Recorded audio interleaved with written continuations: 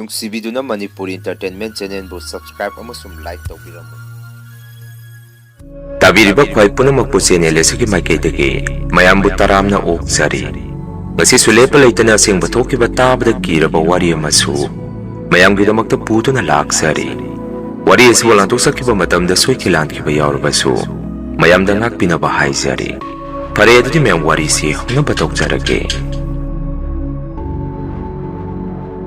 ꯄꯨꯈ꯭ꯔꯤ ꯑꯗꯨꯗ ꯁꯤꯈ꯭ꯔꯕ ꯊꯋꯥꯏꯁꯤꯡ꯫ ꯑꯩꯒꯤ ꯃꯤꯡ ꯍꯦꯃꯟꯇ ꯀꯧꯖꯩ꯫ ꯑꯗꯨꯒ ꯑꯩꯅ ꯉꯁꯤ ꯃꯌꯥꯝꯗ ꯇꯥꯍꯟꯖꯒꯗꯕ ꯋꯥꯔꯤ ꯑꯁꯤꯁꯨ ꯃꯇꯝ ꯑꯗꯨꯗ ꯑꯩꯒꯤ ꯈꯨꯡꯒꯪ ꯑꯁꯤꯗ ꯑꯁꯦꯡꯕ ꯊꯣꯛꯈꯤꯕ ꯋꯥꯔꯤ ꯑꯃꯅꯤ꯫ ꯑꯁꯨꯝꯅ ꯃꯇꯝ ꯑꯗꯨꯗ ꯑꯩꯈꯣꯏ ꯈꯨꯡꯒꯪ ꯑꯁꯤꯗ ꯄꯨꯈ꯭ꯔꯤ ꯑꯃ ꯂꯩꯔꯝꯃꯤ꯫ ꯍꯧꯖꯤꯛꯀꯤ ꯄꯨꯈ꯭ꯔꯤꯁꯦ ꯊꯥꯏꯅꯗꯤ ꯀꯌꯥ ꯆꯥꯎꯔꯝꯗꯦ꯫ ꯑꯩꯈꯣꯏꯅ ꯍꯦꯛ ꯈꯪꯉꯛꯄꯗꯒꯤ ꯄꯨꯈ꯭ꯔꯤꯁꯦ ꯑꯗꯨꯝ ꯂꯩꯔꯝꯃꯤ꯫ ꯑꯗꯨꯕꯨ ꯃꯇꯝꯒꯤ ꯃꯇꯨꯡ ꯏꯟꯅ ꯂꯩꯀꯥꯏ ꯈꯨꯜ ꯑꯁꯤꯗ ꯃꯤꯁꯨ ꯃꯁꯤꯡ ꯌꯥꯝꯈꯠꯂꯛꯄꯒꯤ ꯃꯇꯨꯡ ꯏꯟꯅ ꯄꯨꯈ꯭ꯔꯤꯁꯦ ꯈꯔ ꯆꯥꯎ ꯁꯥꯡꯅ ꯂꯩꯅꯕ ꯈꯨꯟꯁꯤꯒꯤ ꯅꯍꯥ ꯑꯩꯈꯣꯏ ꯃꯌꯥꯝ ꯑꯃ ꯇꯥꯟꯅꯔꯒ ꯈꯔ ꯄꯥꯛ ꯆꯥꯎꯅ ꯂꯨꯅ ꯇꯧꯈꯥꯏꯔꯝꯃꯤ꯫ ꯇꯧꯈꯥꯏꯕ ꯍꯥꯏꯕꯗꯤ ꯍꯥꯟꯅ ꯄꯨꯈ꯭ꯔꯤꯗꯨꯒꯤ ꯏꯁꯤꯡꯗꯨ ꯍꯥꯟꯅ ꯂꯣꯏꯅ ꯁꯤꯠꯇꯣꯛꯈ꯭ꯔꯒ ꯑꯩꯈꯣꯏꯅ JCB ꯅꯦꯛꯑꯒ ꯇꯧꯍꯟꯕꯅꯤ꯫ ꯃꯇꯧ ꯑꯁꯨꯝꯅ ꯄꯨꯈ꯭ꯔꯤꯗꯣ ꯈꯔ ꯂꯨꯅ ꯁꯨꯝ ꯇꯧꯊꯔꯛꯄꯗ ꯀꯔꯤꯒꯨꯝꯕ ꯑꯉꯛꯄ ꯀꯤꯕ ꯄꯣꯠꯂꯝ ꯈꯔ ꯄꯨꯈ꯭ꯔꯤ ꯃꯅꯨꯡ ꯑꯗꯨꯗꯒꯤ ꯊꯦꯡꯅꯔꯝꯃꯤ꯫ ꯄꯣꯠꯁꯛꯁꯤꯡ ꯑꯗꯨꯁꯨ ꯂꯥꯏ ꯇꯤꯟꯒꯤ ꯁꯅꯥ ꯂꯤꯛꯀꯣꯟꯒꯨꯝꯕ ꯑꯃꯗꯤ ꯆꯐꯨ ꯃꯆꯥꯒꯨꯝꯕ ꯌꯦꯡꯕꯗ ꯀꯤꯕ ꯀꯔꯤꯅꯣ ꯈꯪꯗꯕ ꯄꯣꯠꯁꯛ ꯈꯔ ꯊꯦꯡꯅꯔꯦ ꯍꯥꯏꯗꯅ ꯃꯌꯥꯝꯁꯤ ꯌꯦꯡꯕ ꯆꯠꯅꯔꯝꯃꯤ꯫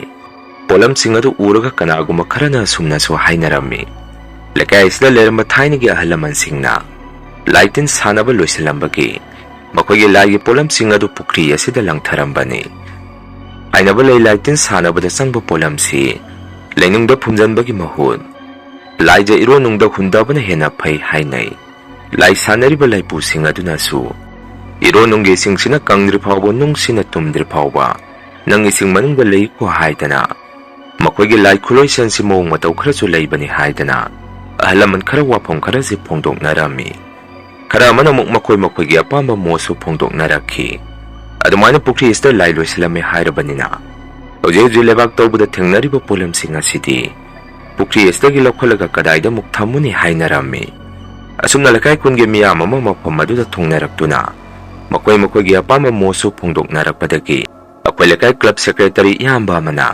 ꯃꯌꯥꯝꯗ ꯁꯨꯝꯅ ꯍꯥꯏꯔꯝꯃꯤ꯫ ꯃꯌꯥꯝ ꯑꯃꯨꯛꯇ ꯉꯥꯏꯕꯤꯈꯣ, ꯑꯩ ꯋꯥ ꯑꯃꯇ ꯍꯥꯏꯖꯒꯦ꯫ ꯃꯗꯨꯗꯤ ꯍꯟꯗꯛꯇ ꯅꯧꯅ ꯇꯧꯊꯣꯛꯏꯕ ꯄꯨꯈ꯭ꯔꯤꯁꯤ ꯃꯁꯤ ꯃꯌꯥꯝꯒꯤꯅꯤ꯫ ꯃꯗꯨꯅ ꯃꯐꯝ ꯑꯁꯤꯗ ꯑꯩꯈꯣꯏ ꯃꯌꯥꯝꯅ ꯎꯔꯤꯕ ꯂꯥꯏ ꯇꯤꯟꯒꯨꯝꯕꯒꯤ ꯄꯣꯠꯂꯝꯁꯨ ꯃꯥꯟꯕ ꯀꯔꯤꯒꯨꯝꯕ ꯈꯔ ꯊꯦꯡꯅꯔꯤꯕꯁꯤ ꯃꯁꯤ ꯁꯨꯃꯥꯏꯅ ꯇꯧꯔꯁꯤ꯫ ꯍꯧꯖꯤꯛꯀꯤ ꯑꯣꯏꯅꯗꯤ ꯄꯨꯈ꯭ꯔꯤ ꯑꯁꯤꯗꯒꯤ ꯐꯪꯉꯤꯕ ꯄꯣꯠꯂꯝ ꯈꯨꯗꯤꯡꯃꯛ ꯃꯐꯝ ꯆꯥꯅ ꯆꯦꯛꯁꯤꯟꯅ ꯊꯝꯃꯒ ꯄꯨꯈ꯭ꯔꯤꯁꯤ ꯇꯧꯕ ꯄꯨꯡꯂꯣꯏ ꯂꯣꯏꯔꯦ ꯍꯥꯏꯔꯀꯥꯟ ꯀꯅꯥ ꯑꯈꯪ ꯑꯍꯩ ꯑꯣꯖꯥ ꯒꯨꯔꯨ ꯃꯌꯥꯝ ꯑꯃ ꯇꯥꯟꯅꯔꯒ ꯄꯨꯈ꯭ꯔꯤ ꯑꯁꯤꯗꯒꯤ ꯐꯪꯉꯤꯕ ꯂꯥꯏ ꯇꯤꯟꯒꯤ ꯄꯣꯠꯂꯝꯁꯤꯡ ꯑꯗꯨ ꯀꯩꯗꯧꯁꯤꯒꯦ ꯑꯃꯗꯤ ꯄꯨꯈ꯭ꯔꯤ ꯑꯁꯤꯁꯨ ꯈꯨꯟꯖꯥꯁꯤꯡꯅ ꯏꯁꯤꯡ ꯑꯁꯤ ꯁꯤꯖꯤꯟꯅꯔꯛꯄꯗ ꯑꯁꯣꯏ ꯑꯉꯥꯝ ꯊꯣꯛꯇꯅꯕ ꯑꯩꯈꯣꯏ ꯄꯨꯟꯅ ꯍꯌꯦꯡꯋꯥꯏ ꯄꯨꯈ꯭ꯔꯤꯁꯦ ꯇꯧꯕ ꯂꯣꯏꯔꯀꯥꯟ ꯇꯥꯟꯅꯔꯁꯤ꯫ ꯑꯗꯣ ꯍꯧꯖꯤꯛꯀꯤꯗꯤ ꯄꯨꯈ꯭ꯔꯤ ꯑꯁꯤꯁꯨ ꯈꯔ ꯂꯨꯊꯅ ꯇꯧꯊꯈꯤꯁꯤ꯫ ꯄꯥꯛ ꯍꯦꯛ ꯇꯧꯕꯁꯨ ꯉꯝꯃꯣꯏꯗꯕꯅ ꯃꯔꯝ ꯑꯣꯏꯔꯒ ꯇꯧꯔꯤꯉꯩ ꯊꯕꯛ ꯊꯧꯔꯝꯁꯤ ꯑꯩꯈꯣই ꯑꯃꯠꯇ ꯑꯣꯏꯅ ꯇꯥꯟꯅꯔꯒ ꯄꯥꯡꯊꯣꯛꯍꯧꯔꯁꯤ꯫ ꯃꯁꯤꯗ ꯃꯌꯥꯝꯁꯨ ꯍꯔꯥꯎ ꯄꯨꯈ꯭ꯔꯤ ꯇꯧꯔꯤꯕꯁꯤꯗ ꯃꯇꯦꯡ ꯄꯥꯡꯁꯤꯟꯕꯤꯌꯨ ꯍꯥꯏꯗꯅ ꯀ꯭ꯂꯕꯀꯤ ꯁꯦꯀ꯭ꯔꯦꯇꯔꯤ ꯑꯗꯨꯅ ꯃꯌꯥꯝꯗ ꯋꯥꯐꯝ ꯈꯔꯁꯤ ꯐꯣꯡꯗꯣꯛꯑꯝꯃꯤ꯫ ꯃꯗꯨꯗꯒꯤ ꯃꯌꯥꯝꯁꯨ ꯇꯨꯃꯤꯟ ꯂꯩꯅꯈꯤ꯫ ꯅꯨꯃꯤꯠ 4-5 ꯆꯪꯅ ꯇꯧꯔꯛꯄ ꯄꯨꯈ꯭ꯔꯤꯗꯨ ꯅꯣꯡꯃꯗꯤ ꯏꯈꯪ ꯈꯪꯍꯧꯗꯅ ꯄꯨꯈ꯭ꯔꯤ ꯇꯧꯔꯤꯕ JCB ꯗ꯭ꯔꯥꯏꯚꯔ ꯑꯗꯨ ꯄꯨꯈ꯭ꯔꯤ ꯇꯧꯔꯤꯉꯩ ꯋꯥꯟꯊꯔꯛꯑꯦ ꯍꯥꯏꯗꯅ ꯃꯐꯝ ꯑꯗꯨꯗ ꯑꯩꯈꯣꯏ ꯃꯌꯥꯝꯁꯤ ꯆꯪꯁꯤꯜꯂꯝꯃꯤ꯫ JCB ꯗ꯭ꯔꯥꯏꯚꯔ ꯑꯗꯨꯁꯨ ꯒ꯭ꯌꯥꯟ ꯃꯥꯡꯗꯨꯅ ꯃꯌꯥꯝꯅ ꯂꯥꯛꯅꯔꯒ ꯂꯩꯔꯝꯃꯤ꯫ ꯃꯇꯧ ꯑꯗꯨꯗ ꯑꯩꯈꯣꯏꯁꯨ ꯈꯔ ꯆꯤꯡꯅꯕꯗꯒꯤ ꯗ꯭ꯔꯥꯏꯚꯔ ꯑꯗꯨ ꯗꯣꯛꯇꯔꯗ ꯄꯨꯗ꯭ꯔꯤꯉꯩ ꯃꯥꯏꯕ ꯑꯃ ꯄꯨꯔꯛꯇꯨꯅ ꯌꯦꯡꯍꯜꯂꯝꯃꯤ꯫ ꯃꯥꯏꯕ ꯑꯗꯨꯅꯁꯨ JCB ꯗ꯭ꯔꯥꯏꯚꯔ ꯑꯗꯨ ꯒ꯭ꯌꯥꯟ ꯇꯥꯔꯛꯅꯕ ꯃꯥꯏꯕ ꯑꯗꯨꯅ ꯌꯦꯡꯕꯤꯕꯗꯒꯤ ꯀꯣꯟꯅ ꯒ꯭ꯌꯥꯟ ꯇꯞꯅ ꯂꯥꯛꯈꯤ꯫ ꯉꯛꯂꯤꯕꯗꯤ ꯗ꯭ꯔꯥꯏꯚꯔ ꯑꯗꯨꯅꯁꯨ ꯃꯥꯅ ꯒ꯭ꯌꯥꯟ ꯍꯦꯛ ꯂꯥꯛꯄꯒ ꯑꯩꯈꯣꯏꯗ ꯋꯥꯐꯝ ꯑꯃꯁꯨ ꯇꯝꯃꯛꯏ꯫ ꯅꯨꯃꯤꯠꯇꯣ ꯃꯥꯅ ꯂꯩꯕꯥꯛ ꯀꯟꯅ ꯀꯣꯠꯂꯤꯉꯩ ꯄꯨꯈ꯭ꯔꯤ ꯃꯌꯥꯏ ꯑꯗꯨꯗ ꯃꯨꯁꯤ ꯃꯤꯑꯣꯏ 4-5 ꯆꯞ ꯌꯨꯡꯅ ꯂꯦꯞꯄꯒ ꯃꯐꯝ ꯑꯗꯨꯗ ꯂꯩꯔꯝꯃꯤ ꯍꯥꯏ꯫ ꯃꯗꯨꯗ ꯃꯥꯅ ꯈꯜꯂꯤꯕꯅ ꯃꯤꯑꯣꯏꯁꯤꯡ ꯑꯗꯨ ꯑꯩꯈꯣꯏ ꯏꯁꯥꯒꯤ ꯃꯤ ꯑꯣꯏꯔꯝꯒꯅꯤ ꯍꯥꯏꯗꯅ ꯃꯥꯁꯨ ꯃꯈꯥ ꯇꯥꯅ ꯂꯩꯕꯥꯛ ꯑꯗꯨ ꯀꯣꯠꯊꯣꯛꯏꯉꯩ ꯃꯃꯤ ꯁꯥꯃꯤ ꯃꯤꯑꯣꯏꯁꯤꯡ ꯑꯗꯨ ꯒꯥꯔꯤ ꯃꯃꯥꯡꯗ ꯆꯪꯉꯛꯇꯨꯅ ꯑꯩꯈꯣꯏ ꯀꯩꯗꯧ ꯍꯥꯏꯕꯅꯣ, ꯑꯩꯈꯣꯏꯒꯤ ꯁꯤꯟꯊꯥ ꯄꯤꯌꯨ ꯍꯥꯏꯗꯅ ꯃꯥꯒꯤ ꯒꯥꯔꯤ ꯃꯃꯥꯡꯗꯨꯗ ꯌꯣꯝꯁꯤꯜꯂꯛꯑꯝꯃꯤ꯫ ꯑꯗꯨꯒ ꯉꯛꯂꯤꯕꯅ ꯃꯥꯅ ꯃꯤꯑꯣꯏꯁꯤꯡ ꯑꯗꯨꯒꯤ ꯃꯈꯣꯡꯁꯨ ꯂꯩꯕꯥꯛ ꯃꯈꯥ ꯊꯦꯡꯕ ꯑꯃꯠꯇ ꯎꯔꯝꯗꯦ ꯍꯥꯏ꯫ ꯄꯥꯏꯕ ꯎꯆꯦꯛꯄꯣꯏ ꯃꯥꯒꯤ ꯃꯅꯥꯛꯇ ꯁꯨꯝ ꯅꯛꯁꯤꯜꯂꯛꯄꯗꯒꯤ ꯗ꯭ꯔꯥꯏꯚꯔ ꯑꯗꯨꯁꯨ ꯀꯤꯖꯔꯛꯄꯗꯒꯤ ꯃꯥꯒꯤ ꯒꯥꯔꯤꯗꯒꯤ ꯆꯣꯡꯊꯔꯒ ꯃꯊꯛꯇ ꯀꯥꯔꯛꯀꯦ ꯍꯣꯠꯅꯔꯛꯄꯗ ꯒ꯭ꯌꯥꯟ ꯑꯗꯨꯝ ꯇꯥꯈꯤꯗ꯭ꯔꯦ ꯍꯥꯏꯗꯅ ꯑꯩꯈꯣꯏ ꯃꯌꯥꯝꯗ ꯃꯥꯅ ꯎꯈꯤꯕꯁꯤꯡ ꯑꯗꯨ ꯒ꯭ꯌꯥꯟ ꯇꯥꯔꯛꯑꯀꯥꯟꯗ ꯋꯥꯔꯤ ꯇꯝꯃꯛꯈꯤ꯫ ꯗ꯭ꯔꯥꯏꯚꯔ ꯑꯗꯨꯅ ꯇꯝꯃꯤꯕ ꯋꯥꯐꯝ ꯑꯗꯨꯗ ꯑꯩꯈꯣꯏ ꯃꯌꯥꯝꯅꯗꯤ ꯊꯥꯖꯔꯝꯗꯦ꯫ Maduda ako'y madubo ithokpa yabrane hangami. Konadi maibaduna sumna khumei. Mana ukibasingdo thaina lai sanaramba mina. Pukri asida loisalamba layamsing aduni hujikta mako'y si mati phongakpani. Pukrigi ising ase yaudribanina. Ado thubada nako'ysu nong taraktrangay pukrisi tawba sasat loisalauro. Nong takrabadi pharag amay tatarani. Karisu tawroida nong tinumongba matam numit tarakpa matamdadi. Nang natawriba thabukto lepu. Thabukto tawramakasu sabhek lepaga. Mathagta sadhe kakhat ko. Pare ado'y chutsalagi hairakhi. Matamaduda lekaygi ahansing na maibaduda sumna hairami. Wada maiba makhatana patanongda thoraktanaba. Laitingi maramdadi kari nukra laigi oiba kokthok sengtokpiramo hairami. Maibaduna mo ngasi hekta makhoiramba yakiroi. Magi sumatang lay na ko'y pukri asida thuna tawba loisallu. Madu loire harkani sing yaudringay matamaduda khoiram thokadabani. Ay chutsalay na ko'y su leheuro hairamduna. Maibaduso mukhanki. JCB driver aduso ako'y sumna hairami. Khara section na tawbiro. Yamna thengna laaga tawdabaso khara ngalap na lakpiraga. Nongmagi ngak hek loisanbiramo hairami. Masigi matung nongma numit amade ako'y kullasda layba halamana. Maso san siyaluraga pukri mapana doomda sungkoiraga lakpada. Ahaladuna pukri edudagi mamisami. Miyoy mari mga muksum kakat kihay. Maduda mana kauba matamda lampakinakan. Singkong umang layba makaya doomda. Miyoy singado tumina sangki. Madudagi ahaladuso kizarak padigi mayumda hatu-hatu. Paraprap sangami. Asumna takaya mapukri edo mapungpana toktaraba matung. Matang adayda lepasi yare haina duna maiba maibi kaya makauduna. Lai kuram thoba matung pukri edo ising hapa haurami. Kunggi nongsum tarakpa duna ising imaisu. Ningik lang na imaisu na pukri edo ising na pik thalami. Matang kuragi matung ising ado kunjasing na sizinaba haurami. Nong madi imanaba magi makoy labukta lawling bagi. Mateng karapang biyo hairakpadagi. Aisu imanaba karaga ayuk angan badagi yumdagi thorami. Aina yumdagi thorpa matamaduda su numitu kwaaksi makharumdagi. Konga ga payakto na pukri layriba maikaya domda. Kong do na paiki. Adum na ayuk angan badak kwaak payraga kong basi ako'y kungi wainadi. Miya madi adum sigali. Maduda isu wakana kanamu kari tawdura bazano. Tabuk sa tuwam dahil sida kwaak sina mong matang sada na kong sina kalami. Ngan hek yarwaga su imana ibungo. Pajukidubo kwak na trokadum da paiki hangaki. Ay na mo imamakarom dagi payraga maningom da paikre. Soyda nga sida miya madi soyda na lawkra ni hairami. Imana mukta hoyde ibungo nagsutabog sa tokadore. Adumay na haigano karisu tawroy. Ado nang isakpo imana tilo haibro hangai. Ay na mo imay na saliba tabog sa labuktani. Ado fi imana bagi mating pangba. Masita masusakpok silam draga di matung manaw marita narani. Imasakto di ay gihapura ng makoyada sila mani. Ay salay na ko so pazina layram mo. Sale haram doon ay so imana ba karaga labukta muklaami. Mapamaduda ako'y punapulaga tabag tawringay. Kuwag sa mukpukri mapala dahil dahaw po wang ibahin ng panbi maging masada. Tuong doon na lang na kongami. Maduda ako'y masiyanso sumnahay na rami. Mawang nga mani nga sige numisidi tabag kasuga daw bakire. Kuwag sige kukong lakong magne. Pukri mapalis na bukarilay din naman akong ito po hay narami. Matamado dahil halaman ang musum na kumay. Kangganya nga si di pukri mapalis na kuwag sinakong isibo. Pukri asida milaw ga daw tayo pazara. Ay namuk mamatay naman sige pukri mapalas hay di po lay ga sana rambro. Mayam na hay ba di pukri mapalas hay da laylo sila mikay na hay nay. Lakay sida mamanakang ba lay sana ramba mikana layrong gihangami. Ahala doon ang musum na kumay. Laibagi wadi mayama malayramida. Ugik taloy na po sinaramani. Ngawri bahay mo po na po yung maningga halama laibado. Madukagtani. Ado masuk pong ko'y gada pa mandre hayraki. Ay namukhera mama ko'y pudo po lay sanarami kaina.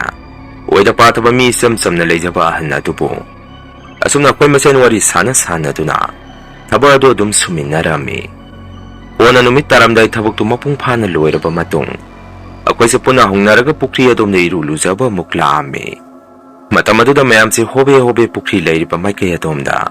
Yam napakan na siya na ki. Ay nasusan mi nariba ako'y masiyanda sung na hayrami. Kaya daw yaro bazano mayam si bu yam napakan na siya na risibo. Lao ako'y so karitaw ro ki yengu si hayrami. Sa mi nariba halado na musum na kumi. Masay ko ang yam na kung ki haibado kanom di swayda na tawraman ni hayraki. ꯑꯩꯅ ꯑꯃꯨꯛ ꯃꯥꯅꯤꯅꯦ ꯆꯨꯝꯃꯦ ꯑꯩꯗꯤ ꯄꯨꯡꯀꯥꯎꯕꯨ ꯍꯦꯛ ꯀꯥꯎꯔꯨꯔꯦ ꯑꯩ ꯌꯥꯝꯅ ꯆꯤꯡꯅꯕ ꯑꯃ ꯂꯩꯔꯦ ꯂꯥꯛꯑꯣ ꯈꯔ ꯊꯨꯅ ꯄꯨꯈ꯭ꯔꯤ ꯃꯄꯥꯜ ꯑꯗꯣꯝꯗ ꯆꯠꯂꯨꯁꯤ ꯍꯥꯏꯔꯝꯃꯤ ꯃꯇꯧ ꯑꯁꯨꯝꯅ ꯑꯩꯈꯣꯏꯁꯦ ꯄꯨꯈ꯭ꯔꯤ ꯃꯄꯥꯜ ꯑꯗꯣꯝꯗ ꯁꯨꯝ ꯂꯥꯛꯄꯗ ꯃꯌꯥꯝꯁꯦ ꯄꯨꯈ꯭ꯔꯤ ꯂꯩꯕ ꯃꯥꯏꯀꯩ ꯑꯗꯣꯝꯗ ꯊꯣꯝꯖꯤꯟꯅꯔꯒ ꯂꯩꯔꯝꯃꯤ ꯑꯩꯈꯣꯏ ꯀ꯭ꯂꯕꯀꯤ ꯁꯦꯀ꯭ꯔꯦꯇꯔꯤ ꯇꯥꯃꯣ ꯃꯣꯆꯥꯗꯁꯨ ꯑꯩꯅ ꯑꯁꯨꯝꯅ ꯍꯪꯉꯝꯃꯤ ꯇꯥꯃꯣ ꯀꯅꯥ ꯂꯨꯞꯈ꯭ꯔꯒꯦ ꯍꯪꯉꯝꯃꯤ ꯏꯌꯥꯝꯕ ꯑꯗꯨꯅ ꯑꯃꯨꯛ ꯍꯦꯃꯟꯇ ꯅꯣꯏꯗꯥ ꯄꯥꯛꯄꯒꯤ ꯅꯨꯄꯤꯗꯨꯅꯤ ꯀꯥꯟꯅꯗꯦ ꯅꯈꯣꯏꯁꯨ ꯃꯤ ꯈꯔ ꯌꯥꯝꯅ ꯊꯤꯁꯤ ꯅꯈꯣꯏꯁꯨ ꯄꯨꯈ꯭ꯔꯤ ꯑꯁꯤꯗ ꯑꯃꯨꯛꯇ ꯀꯨꯝꯊꯧ ꯃꯌꯥꯝ ꯄꯨꯟꯅ ꯑꯃꯨꯛꯇ ꯊꯤꯃꯤꯟꯅꯁꯤ ꯍꯥꯏꯔꯛꯈꯤ ꯑꯩꯅꯁꯨ ꯃꯈꯣꯏ ꯍꯣꯏ ꯑꯩ ꯀꯨꯝꯊꯔꯒꯦ ꯀꯌꯥꯝꯗꯤ ꯀꯨꯏꯔꯒꯦ ꯁꯤꯕꯨ ꯍꯪꯉꯝꯃꯤ ꯏꯌꯥꯝꯕ ꯑꯗꯨꯅ ꯑꯃꯨꯛ ꯈꯔ ꯀꯨꯏꯔꯦ ꯑꯗꯨ ꯅꯈꯣꯏꯅ ꯃꯄꯥꯟ ꯋꯥꯏꯗ ꯌꯦꯡꯉꯨ ꯃꯈꯣꯏ ꯑꯇꯩꯁꯤꯡꯅ ꯃꯌꯥꯏꯗ ꯌꯦꯡꯖꯔꯅꯤ ꯍꯥꯏꯔꯛꯈꯤ ꯑꯩꯈꯣꯏꯁꯨ ꯄꯨꯈ꯭ꯔꯤ ꯑꯗꯨꯗ ꯍꯦꯛ ꯀꯨꯝꯊꯕꯒ ꯃꯇꯥꯏꯋꯥꯏꯗ ꯑꯣꯏꯅ ꯏꯔꯨꯞꯇꯨꯅ ꯊꯤꯔꯝꯃꯤ ꯃꯌꯥꯝ ꯆꯪꯗꯅ ꯐꯅ ꯀꯨꯏꯅ ꯊꯤꯔꯐꯥꯎ ꯐꯝꯍꯜꯂꯛꯇꯕꯗꯒꯤ ꯑꯩꯈꯣꯏꯒꯤ ꯍꯛꯆꯥꯡꯁꯦ ꯏꯁꯤꯡ ꯃꯅꯨꯡꯗ ꯁꯨꯝ ꯂꯩꯕꯗꯨꯗ ꯁꯣꯛꯊꯔꯝꯃꯤ ꯅꯨꯃꯤꯠ ꯆꯪꯈꯤꯕꯒꯤ ꯃꯝꯁꯨ ꯁꯨꯝ ꯇꯞꯅ ꯇꯞꯅ ꯃꯝꯁꯤꯜꯂꯛꯄꯗꯒꯤ ꯑꯍꯜ ꯂꯃꯟꯁꯤꯡꯅ ꯄꯨꯈ꯭ꯔꯤ ꯑꯁꯤꯗ ꯅꯣꯡꯃꯗꯤ ꯂꯦꯜꯍꯟꯒꯨꯝꯁꯤ ꯎꯄꯥꯏ ꯑꯃ ꯇꯧꯔꯒ ꯐꯪꯅꯕ ꯊꯤꯍꯧꯁꯤ ꯑꯣꯏꯔꯤꯕ ꯃꯇꯧ ꯑꯁꯤꯒ ꯍꯥꯏꯔꯨꯔꯒꯗꯤ ꯃꯁꯤ ꯂꯥꯏꯅ ꯂꯧꯕꯅꯤ ꯃꯗꯨ ꯅꯠꯇ꯭ꯔꯒꯗꯤ ꯉꯁꯥꯏꯅ ꯐꯪꯕ ꯌꯥꯕꯅꯤ ꯍꯧꯖꯤꯛꯐꯥꯎ ꯊꯥꯗꯣꯛꯅꯤꯡꯗ꯭ꯔꯤ ꯍꯛꯆꯥꯡꯗꯨ ꯑꯗꯨꯅ ꯃꯥꯏꯕ ꯑꯃ ꯀꯧꯔꯒ ꯐꯖꯅ ꯀꯨꯞꯅ ꯃꯨꯟꯅ ꯌꯦꯡꯍꯟꯕꯅ ꯐꯩ ꯍꯥꯏꯅꯔꯛꯄꯗꯒꯤ ꯈꯨꯗꯛꯇ ꯃꯌꯥꯝꯁꯤ ꯃꯥꯏꯕ ꯑꯃ ꯀꯧꯕ ꯆꯠꯅꯈꯤ ꯉꯥꯏꯍꯥꯛꯀꯤ ꯃꯇꯨꯡꯗꯗꯤ ꯆꯤꯡꯌꯥ ꯆꯤꯡꯈꯣꯡꯒ ꯑꯣꯏꯕꯒ ꯅꯨꯃꯤꯠ ꯍꯦꯛ ꯆꯪꯈꯤꯕꯒ ꯃꯐꯝ ꯑꯗꯨ ꯄꯨꯝꯃꯝ ꯍꯦꯛ ꯃꯝꯁꯤꯜꯂꯛꯈꯤ ꯐꯅ ꯃꯇꯧ ꯑꯗꯨꯝꯅ ꯇꯧꯖꯔꯕꯁꯨ ꯌꯨꯝꯗꯒꯤ ꯂꯩꯖꯕ ꯃꯩꯉꯥꯟꯁꯤꯡ ꯄꯨꯊꯣꯛꯅꯔꯛꯇꯨꯅ ꯄꯨꯈ꯭ꯔꯤ ꯑꯗꯨꯒꯤ ꯑꯀꯣꯏꯕꯗꯨꯗ ꯄꯨꯡꯉꯥꯟ ꯉꯥꯟꯅ ꯃꯩꯗꯨ ꯊꯥꯜꯂꯝꯃꯤ ꯃꯥꯏꯕꯗꯨꯁꯨ ꯉꯥꯏꯍꯥꯛꯀꯤ ꯃꯇꯨꯡ ꯌꯧꯔꯛꯈꯤ ꯃꯥꯏꯕꯗꯨꯅ ꯍꯦꯛ ꯌꯧꯔꯛꯄꯒ ꯄꯨꯈ꯭ꯔꯤ ꯃꯄꯥꯟꯗ ꯂꯥꯏꯒꯤ ꯊꯧꯔꯝ ꯍꯧꯈꯤ ꯀꯣꯟꯅ ꯃꯥꯏꯕꯗꯨꯅ ꯑꯁꯨꯝꯅꯁꯨ ꯍꯥꯏꯔꯛꯈꯤ ꯊꯤꯕ ꯐꯪꯗꯅ ꯂꯩꯔꯤꯕ ꯅꯨꯄꯤꯁꯤꯒꯤ ꯐꯤ ꯃꯇꯠ ꯑꯣꯏꯒꯦꯔꯥ ꯐꯅꯦꯛ ꯑꯣꯏꯒꯦꯔꯥ ꯅꯈꯣꯏ ꯀꯅꯥꯅꯣꯃꯇ ꯃꯌꯨꯝꯗꯒꯤ ꯈꯔ ꯊꯨꯅ ꯄꯨꯔꯛꯎ ꯆꯪꯗꯕ ꯌꯥꯗ꯭ꯔꯦ ꯍꯥꯏꯔꯛꯈꯤ ꯃꯗꯨꯗꯒꯤ ꯃꯌꯨꯝꯒꯤ ꯃꯤꯑꯣꯏꯁꯤꯡꯅ ꯊꯤꯕ ꯐꯪꯗꯅ ꯂꯩꯔꯤꯕ ꯅꯨꯄꯤ ꯑꯗꯨꯒꯤ ꯐꯤ ꯑꯃ ꯃꯥꯏꯕꯗꯨꯗ ꯄꯤꯔꯝꯃꯤ ꯀꯣꯟꯅꯊꯪꯗ ꯃꯥꯏꯕꯗꯨꯅ ꯐꯤ ꯑꯗꯨ ꯂꯥꯏ ꯈꯣꯏꯔꯝꯕꯗ ꯍꯥꯞꯄꯒ ꯄꯨꯈ꯭ꯔꯤ ꯑꯗꯨꯗ ꯂꯪꯊꯔꯝꯃꯤ ꯑꯗꯨꯒ ꯄꯨꯈ꯭ꯔꯤꯗ ꯀꯨꯝꯒꯗꯕ ꯑꯩꯈꯣꯏꯗꯁꯨ ꯑꯁꯨꯝꯅ ꯍꯥꯏꯔꯛꯈꯤ ꯌꯦꯡꯉꯨ ꯏꯆꯥ ꯐꯤ ꯑꯁꯤꯅ ꯍꯦꯛ ꯂꯨꯞꯈꯤꯕ ꯃꯄꯥꯗꯨ ꯃꯗꯨꯗ ꯅꯈꯣꯏ ꯑꯃꯈꯛ ꯀꯨꯝꯊꯔꯒ ꯃꯐꯝ ꯑꯗꯨꯗ ꯑꯃꯨꯛꯇꯪ ꯌꯦꯡꯉꯨ ꯏꯁꯣꯔꯅ ꯆꯥꯟꯕꯤꯔꯕꯗꯤ ꯃꯄꯥ ꯑꯗꯨꯗ ꯃꯥꯒꯤ ꯍꯛꯆꯥꯡꯗꯨ ꯁꯣꯏꯗꯅ ꯂꯩꯔꯝꯒꯅꯤ ꯍꯥꯏꯔꯛꯄꯗꯒꯤ ꯍꯧꯖꯤꯛꯀꯤ ꯄꯨꯈ꯭ꯔꯤ ꯑꯗꯨꯗ ꯀꯨꯝꯕꯗꯨ ꯃꯤꯑꯣꯏ ꯑꯃꯈꯛ ꯑꯣꯏꯅ ꯀꯨꯝꯊꯔꯝꯃꯤ ꯃꯥꯏꯕꯗꯨꯅꯁꯨ ꯅꯨꯄꯤꯗꯨꯒꯤ ꯐꯤꯗꯨ ꯄꯨꯈ꯭ꯔꯤ ꯑꯗꯨꯗ ꯍꯦꯛ ꯂꯪꯊꯕꯒ ꯉꯥꯏꯍꯥꯛ ꯐꯤꯗꯨꯅ ꯁꯨꯝ ꯇꯥꯎꯔꯝꯃꯒ ꯆꯠꯂꯒ ꯏꯈꯪ ꯈꯪꯍꯧꯗꯅ ꯌꯥꯝꯅ ꯅꯛꯅ ꯃꯇꯥꯏꯋꯥꯏꯗ ꯐꯤ ꯑꯗꯨ ꯆꯨꯞ ꯂꯥꯎꯅ ꯂꯨꯞꯊꯈꯤ ꯐꯤ ꯑꯗꯨꯅ ꯍꯦꯛ ꯂꯨꯞꯊꯈꯤꯕꯒ ꯃꯥꯏꯕꯗꯨꯅ ꯏꯁꯤꯡꯗ ꯀꯨꯝꯃꯤꯕ ꯅꯨꯄꯥ ꯑꯗꯨꯗ ꯁꯨꯝꯅ ꯍꯥꯏꯔꯝꯃꯤ ꯏꯕꯨꯡꯉꯣ ꯃꯐꯝ ꯑꯗꯨꯗ ꯊꯨꯅ ꯆꯪꯁꯜꯂꯨ ꯑꯗꯨꯒ ꯌꯦꯡꯉꯨ ꯍꯥꯏꯔꯝꯃꯤ ꯏꯁꯤꯡꯗ ꯀꯨꯝꯃꯤꯕ ꯃꯤꯑꯣꯏ ꯑꯗꯨꯁꯨ ꯐꯤ ꯑꯗꯨꯅ ꯂꯨꯞꯈꯤꯕ ꯃꯄꯥ ꯆꯞ ꯆꯥꯅ ꯃꯥꯁꯨ ꯏꯔꯨꯞꯇꯨꯅ ꯌꯦꯡꯉꯨꯕ ꯃꯇꯝꯗ ꯅꯨꯄꯤ ꯑꯗꯨꯒꯤ ꯑꯁꯤꯕ ꯍꯛꯆꯥꯡ ꯑꯗꯨ ꯃꯐꯝ ꯖꯒꯥ ꯑꯗꯨꯗ ꯆꯞ ꯆꯥꯅ ꯂꯩꯔꯝꯕ ꯊꯦꯡꯅꯔꯛꯈꯤ ꯍꯛꯆꯥꯡ ꯑꯗꯨ ꯍꯦꯛ ꯊꯦꯡꯅꯕꯒ ꯏꯁꯤꯡꯗ ꯀꯨꯝꯃꯤꯕ ꯅꯨꯄꯥ ꯑꯗꯨꯅꯁꯨ ꯐꯪꯉꯦ ꯃꯤ ꯈꯔ ꯀꯨꯝꯊꯕꯤꯔꯛꯑꯣ ꯍꯥꯏꯗꯅ ꯂꯥꯎꯔꯛꯈꯤ ꯃꯤꯀꯨꯞ ꯑꯗꯨꯗ ꯑꯩꯈꯣꯏꯁꯦ ꯏꯁꯥꯗ ꯇꯨ ꯈ꯭ꯌꯥꯎ ꯆꯣꯡꯉꯝꯃꯤ ꯅꯨꯃꯤꯠꯇꯨꯒꯤ ꯊꯧꯗꯣꯛꯇꯨ ꯂꯥꯏꯕꯛ ꯊꯤꯕ ꯊꯧꯗꯣꯛꯅꯤ ꯊꯋꯥꯏ ꯌꯥꯎꯗ꯭ꯔꯕ ꯅꯨꯄꯤ ꯑꯗꯨꯒꯤ ꯑꯁꯤꯕ ꯍꯛꯆꯥꯡ ꯑꯗꯨ ꯃꯌꯥꯝ ꯆꯪꯗꯅ ꯏꯁꯤꯡ ꯑꯗꯨꯗꯒꯤ ꯄꯨꯈꯠꯂꯛꯈꯤ ꯅꯨꯄꯤ ꯑꯗꯨꯒꯤ ꯍꯛꯆꯥꯡ ꯑꯗꯨꯁꯨ ꯍꯦꯛ ꯌꯦꯡꯕꯗ ꯑꯀꯤꯕ ꯃꯇꯧꯅꯤ ꯏꯁꯤꯡ ꯃꯅꯨꯡꯗ ꯀꯨꯏꯅ ꯂꯩꯔꯨꯕꯒꯤ ꯉꯧꯁꯣꯛ ꯉꯧꯔꯒ ꯃꯁꯥꯗꯨ ꯀꯥꯝꯈꯠꯂꯝꯃꯤ ꯃꯈꯣꯏ ꯏꯃꯨꯡ ꯃꯅꯨꯡꯒꯤ ꯃꯇꯧꯗꯨꯒ ꯀꯩꯒ ꯑꯩꯈꯣꯏꯁꯨ ꯌꯥꯝꯅ ꯅꯨꯡꯉꯥꯏꯔꯝꯗꯦ ꯉꯥꯏꯍꯥꯛꯀꯤ ꯃꯇꯨꯡ ꯑꯁꯤꯕ ꯍꯛꯆꯥꯡ ꯑꯗꯨꯁꯨ ꯃꯌꯥꯝ ꯆꯪꯗꯅ ꯃꯌꯨꯝ ꯐꯥꯎ ꯄꯨꯕꯤꯔꯝꯃꯤ ꯃꯥꯏꯕꯗꯨꯅꯁꯨ ꯄꯨꯈ꯭ꯔꯤꯁꯦ ꯃꯈꯥ ꯇꯥꯅ ꯃꯤ ꯂꯧꯔꯛꯈꯤꯕ ꯌꯥꯏ ꯃꯇꯝ ꯈꯔꯗꯤ ꯃꯤ ꯆꯪꯍꯜꯂꯨꯈꯤꯅꯨ ꯍꯥꯟꯅꯗꯒꯤ ꯅꯨꯄꯤ ꯃꯆꯥ ꯑꯁꯤꯒꯤ ꯊꯋꯥꯏꯃꯤꯁꯦ ꯃꯃꯪ ꯃꯍꯥꯗ ꯃꯐꯝ ꯑꯁꯤꯗ ꯑꯗꯨꯝ ꯀꯧꯔꯒ ꯂꯩꯔꯦ ꯃꯈꯣꯏ ꯏꯃꯨꯡ ꯃꯅꯨꯡꯅ ꯍꯥꯟꯅ ꯈꯪꯉꯝꯃꯗꯤ ꯀꯜꯍꯧꯕꯁꯨ ꯌꯥꯕꯅꯤ ꯍꯥꯏꯔꯛꯈꯤ ꯑꯩꯁꯨ ꯅꯨꯃꯤꯠꯇꯨ ꯌꯥꯝꯅ ꯅꯨꯡꯉꯥꯏꯇꯅ ꯌꯨꯝꯗ ꯆꯪꯉꯛꯑꯝꯃꯤ ꯏꯃꯥꯅꯁꯨ ꯏꯕꯨꯡꯉꯣ ꯐꯪꯈ꯭ꯔꯕꯣ ꯍꯪꯉꯛꯏ ꯃꯗꯨꯗ ꯑꯩꯅ ꯏꯃꯥ ꯐꯪꯉꯦ ꯃꯌꯨꯝ ꯐꯥꯎ ꯊꯤꯟꯕꯤꯔꯝꯃꯦ ꯈꯪꯗꯦ ꯇꯧꯔꯤꯁꯦ ꯄꯨꯈ꯭ꯔꯤꯁꯤꯅ ꯃꯔꯣꯜ ꯑꯃ ꯑꯣꯟꯊꯣꯛꯅ ꯆꯥꯎꯅ ꯍꯦꯛ ꯁꯦꯝꯃꯨꯏ ꯍꯥꯟꯅꯒꯤ ꯑꯗꯨꯃꯥꯏꯅ ꯍꯦꯛ ꯊꯝꯖꯔꯝꯃꯒꯗꯤ ꯐꯒꯗꯕꯅꯤ ꯍꯥꯏꯔꯝꯃꯤ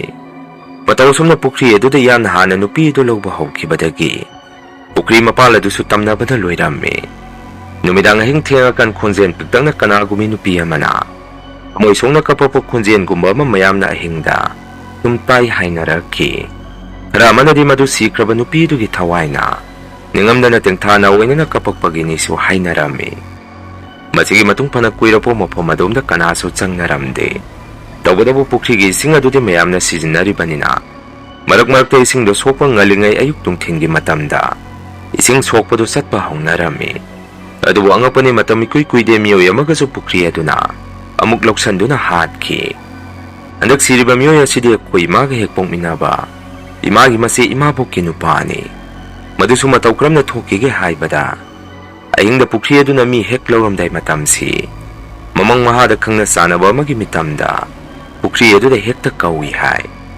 Adumna bo hekta urabadi maram milay leitana pukri aduda chaningba ama hekta pohalli hai. Bajena sigraba nongma walingai ahingi matam aduda su imabokta pukri leiriba maike adumdagi mi amana kaure haidana ahingdaga se haw ai thorage haidana hekta khumui hai. Imabokna su kanado nangna thore haw haidana khummido ahingda mina kausu kautana adumaina maram chadana khumbase phatte hairubada bajena sumna hekta hairi hai. Thaina iga pulamba imanaba mana kaure adugi neina khumisi nang tadro hairami. Imaboksu bajengi matoduda yu ngawruga pungangda ngangi boiningduna kaya mana biramde aduga koi bajen su hanoi salakpadagi yu khara takchalaga ngangi ngangoi kaya khangdaba miyoini laibakna thiribana makoisi masa su amada pokte Ojiki imabokini haibada koi natana kanasu leiramde madumakna bo imaga igana ayukna tinumidang khaktana bajen laikitabagi deva karma pangthoknaba koi chen birami aduga ahingdana ima natraga ise sina duna imabokida ahing leammi imana su bajengi deva karma mathau mangamsi mapung phana loikhraga koiga puna leiminarasi hairammi matau sumna imaga iga sina hinglekpadu numitumadi agi pali tarammi numitugi ahingdusu imaboka iga sak thongna wari sum sanarammi matamaduda imaboksa iga sungnahak wari sanarambaduda magi masase tumina sap lepki aduga miyoy amana mangonda kaurakpadawna awai thorage haidana masinda natrang patrang wa ngangakhi